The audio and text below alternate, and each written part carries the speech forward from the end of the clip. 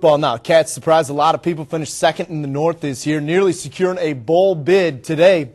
Bill Snyder held his final press conference as he reflected on the year that was. 27 Sports reporter Alex Wiebel, he was there.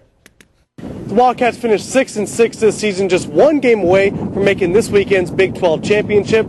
Head coach Bill Snyder says he's not living in the past. It was a disappointing finish, and yet I was pleased that we had made the progress during the course of the year. Snyder's return saw plenty of ups and downs. K-State failed to win a true road game, but did manage to beat rival Kansas for the first time in 4 seasons.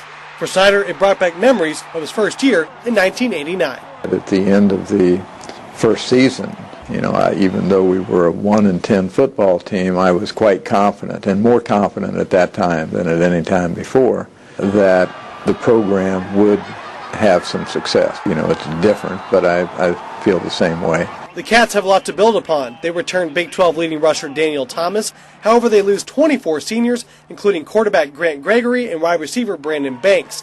With only 3 scholarships left to give out for next year, the recruiting trail will become slimmer than in years past. That's not an easy thing to do, particularly when the classes are out of balance, and we're, as I've said before, we're top heavy. So it's going to take a little time to right that ship. K-State may have finished on a sour note, losing the last 2 games. However, the Cats proved a lot of doubters wrong, as they were predicted to finish near the bottom of the Big 12. Reporting from Bill Snyder Family Stadium in Manhattan, Alex Wiebel, 27 Sports.